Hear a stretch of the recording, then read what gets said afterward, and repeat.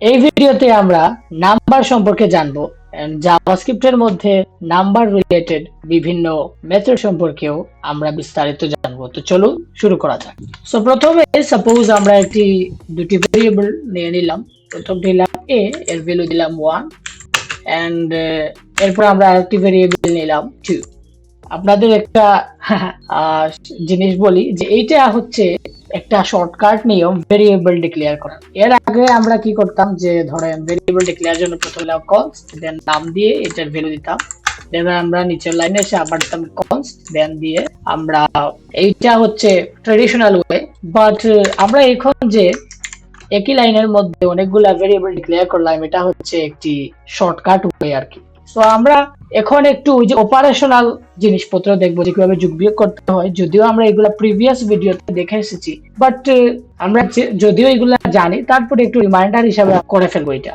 So ধরেন আমরা যদি একটা ভেরিয়েবল দিলাম রেজাল্ট, ধরেন আমরা যদি যোগ করতে চাই দুইটা নাম্বার মধ্যে তাহলে a প্লাস b দিলাম, যদি মাইনাস বি দিই তাহলে মাইনাস হয়ে যাবে, এন্ড যদি স্টার দিই তাহলে এটি মাল্টিপ্লাই হয়ে যাবে, এন্ড ডিভাইড দিলে এটা আমাদেরকে ভাগফল দেখাবে। সো এটা তো হচ্ছে বেসিক একটা জিনিস। সো আপনাদের একটু মনে করাই দিলাম। সাপোজ আমরা এখানে একটি ভেরিয়েবল নিলাম এন্ড এটার মধ্যে আমরা একটা নাম্বার নিলাম 10। এখন আমরা চাচ্ছি যে এই ভ্যালু যে নাম্বার আছে প্রথমে আমরা এটা টাইপ দেখি। ভেরিয়েবলের টাইপ দেখার জন্য আমরা লিখবো টাইপ অফ, আর এখন যদি আমরা কনসোল লগ দেই তাহলে দেখতে পাচ্ছি যে এইখানে আমাদের টাইপটি দেখাচ্ছে নাম্বার। Okay fine. এখন আমরা যদি চাই যে এই ভ্যালুটিকে আমরা স্ট্রিং এ কনভার্ট করব তাহলে এটা কিভাবে করা যায়? স্ট্রিং এ কনভার্ট করার জন্য সাপোজ আমরা একটা ভেরিয়েবল নিয়ে নিলাম আবারও, এন্ড এই ভেরিয়েবলের পরে আমরা একটা ডট দিলাম, দেন আমরা এখানে কল দিলাম টু স্ট্রিং মেথডটিকে। সো এই মেথড বেসিক্যালি আমাদের নাম্বার ভ্যালুটাকে একটি স্ট্রিং এ কনভার্ট করে দিবে। এখন যদি আমরা রান দিই তাহলে দেখতে পাচ্ছি যে আমাদের নাম্বার ভ্যালুটি একটি স্ট্রিং এ কনভার্ট হয়ে গিয়েছে। স্ট্রিং এ কনভার্ট করার আরেকটি সিস্টেম আছে, সেটা হচ্ছে আমরা যদি একটা প্লাস সাইন দিয়ে এখানে একটা ব্ল্যাঙ্ক স্ট্রিং পাস করে দেই, দেন যদি আমরা রান দিই তাহলে দেখতে পাচ্ছি যে এখানে আমাদের নাম্বারটি একটি স্ট্রিং এ কনভার্ট হয়ে গিয়েছে। সাপোজ এই ভ্যালুর মধ্যে চলেন আমরা নতুন একটি স্ট্রিং দিলাম, এরপরে এর মধ্যে ধরেন আমরা একটা নাম্বার দিলাম 10.111। তো এখন আমরা যদি এই স্ট্রিংটাকে একটা নাম্বারে কনভার্ট করতে চাই তাহলে কি করব? সো প্রথমে আমরা রেজাল্ট নিয়ে নিলাম, দেন আমরা এই স্ট্রিংটাকে নাম্বারে কনভার্ট করার জন্য আমরা আনবো নাম্বার ক্লাসকে ইউজ করতে হবে, নাম্বার ক্লাস। দেন এইটা থেকে আমাদেরকে ইউজ করতে হবে পার্স ইন্টিজার। সো এই মেথডের মধ্যে যদি আমরা আমাদের ভ্যালুটাকে পাস করে দিই, দেন আমরা যদি কনসোল লগ দেই রেজাল্ট, এরপর যদি আমরা কোডকে রান দিই তাহলে দেখতে পাচ্ছি যে এখানে আমাদের নাম্বারটি প্রিন্ট হয়ে গেছে। এন্ড এটা যদি আমরা টাইপ চেক করি টাইপ অফ, এরপরে যদি আমরা কোড রান দিই তাহলে দেখতে পাচ্ছি যে এখন এটি একটি নাম্বারে কনভার্ট হয়ে গিয়েছে। বাট একটা জিনিস আমরা একটু যদি খেয়াল করি, এই যে আমরা কোডকে রান দিলাম তাহলে দেখতে পাচ্ছি যে পার্স ইন্টিজার মেথডটি আমাদের যে ফ্র্যাকশনাল নাম্বার আছে ওইগুলা কিন্তু বাদ দিয়ে দিছে। সো আমরা যদি এই ফ্র্যাকশনাল নাম্বারগুলা কেউ পাইতে চাই তাহলে আমাদেরকে ইউজ করতে হবে parse float. So parse float basically জাভাস্ক্রিপ্টে বলে দেয় যে আমরা এখানে একটা ফ্র্যাকশনাল নাম্বারওয়ালা স্ট্রিংকে নাম্বারে কনভার্ট করতে চাচ্ছি। সো আমরা যদি এখানে একটু কোডকে রান দিই তাহলে দেখতে পাচ্ছি যে আমাদের দশমিকের পরের সংখ্যাগুলিও খুবই সুন্দরভাবে চলে এসেছে। এই তো আমরা দু তিনটা মেথড দেখলাম। হ্যাঁ, চলেন আমরা নিজস্ব একটা ফাংশন লিখে ফেলি যেটি একটি স্ট্রিংকে নাম্বারে কনভার্ট করবে। সো ফাংশন লেখার জন্য প্রথমে আমরা লিখলাম ফাংশন কিওয়ার্ড, তারপরে ফাংশনের নাম দিলাম ধরেন স্ট্রিং টু নাম্বার। আপনি যদি ফাংশন সম্পর্কে না জানেন তাহলে কমেন্টে দেওয়া লিংক থেকে আমার আগের ফাংশন রিলেটেড ভিডিওটি দেখে নেবেন। এন্ড একটা জিনিস মনে রাখবেন যে ফাংশন যখন ডিফাইন করবেন তখন ফাংশনের নামটি যেন একটি মিনিংফুল নাম হয়, এন্ড এই ফাংশনের নাম দেখেই যেন বোঝা যায় যে ফাংশনটি আসলে কাজটা কি করে। Okay fine.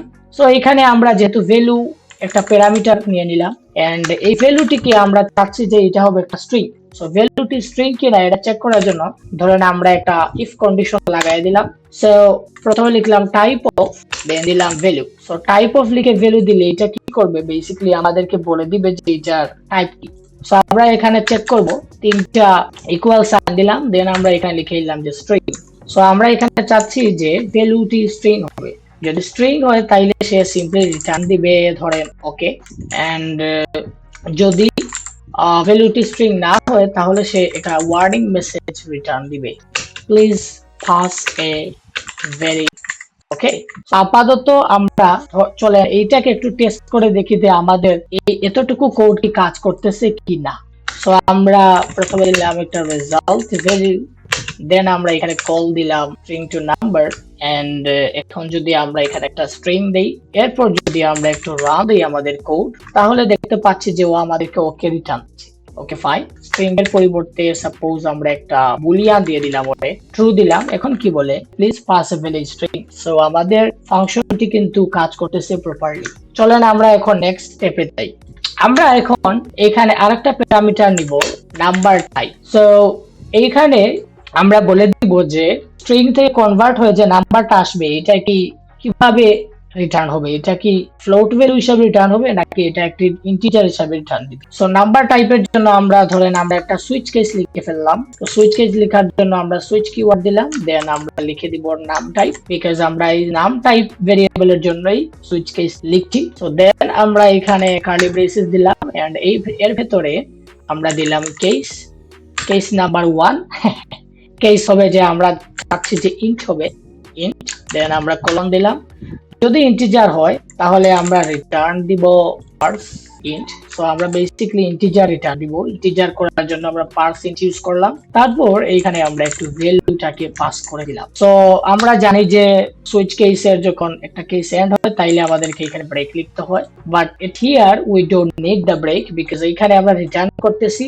সো যখনই আমরা কোনো ফাংশনের রিটার্ন লিখে ফেলবো তখন কিন্তু ওই ফাংশনের কাজ ওইখানেই সমাপ্ত হয়ে যাবে, এর পরের লাইনে আরো যাবে না, তো এখানে ব্রেক লিখতে হবে না। সো তারপরে আমরা চলে আরেকটা কেস লিখি, কেস এখন আমরা লিখবো যে ফ্লোট। যদি ফ্লোট হয় তাহলে সে কি করবে, রিটার্ন নাম্বার আর ফ্লোট, এন্ড এখানেও আমরা সিম্পলি আমাদের ভ্যালুটাকে পাস করে দিব। এন্ড আমরা জানি সুইচ কেসের মধ্যে একটা ডিফল্ট কেস দিতে হয়, যে যদি কোনোটাই না হয় তাহলে কি করবে। সো চলেন আমরা একটা ডিফল্ট লিখে দেই, ও একটা ইন্টিজার রিটার্ন দিবে। সো এখানে এটা কপি করে পেস্ট করে দিলাম।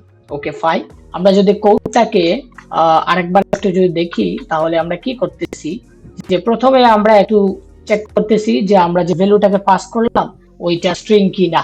যদি স্ট্রিং হয় তাইলে তো ওই ব্লকের ভেতরে ঢুকবে, ঢোকার পরে কি দেখবে যে এখানে একটা সুইচ কেস আছে, এন্ড সুইচ কেস দিয়ে আমরা চেক করতেছি যে নাম টাইপটা কি। নাম টাইপ যদি ইন্টিজার হয় তাহলে ইন্টিজার আমরা রিটার্ন দিব, যদি ফ্লোট হয় then we gonna return a floating value. So চলেন আমরা আমাদের ফাংশনটাকে চেক করে দেখি। সো এখানে আমরা আগে পাস করেছিলাম 10, এরপরে আমরা এখন লিখবো সিম্পলি ইন্ট। এখন যদি আমরা আমাদের কোডকে রান দেই তাহলে দেখতে পাচ্ছি ও 10 এ রিটার্ন দিচ্ছে। এখানে একটা ফ্র্যাকশনাল নাম্বার দেই যেমন 666। এখন আসলে দেখবো যে এটা কাজ করে কিনা। রান দিলাম তাহলে দেখতে পাচ্ছি যে একটা ইন্টিজার দিচ্ছে। তো এখন যদি আমরা ফ্লোট দেই তাহলে এরপর যদি আমরা কোড রান দিই তাহলে দেখতে পাচ্ছি যে আমাদের ফ্র্যাকশনাল নাম্বারটি আসতেছে। তো আশা করি এই ভিডিওতে দেখানো বিষয়গুলো আপনারা বুঝতে পেরেছেন। ভিডিওটি যদি ভালো লাগে তাহলে অবশ্যই একটি লাইক দিবেন, এন্ড কোনো প্রশ্ন থাকলে অবশ্যই কমেন্ট সেকশনে জানাবেন। টিল দেন টেক কেয়ার, আল্লাহ হাফেজ।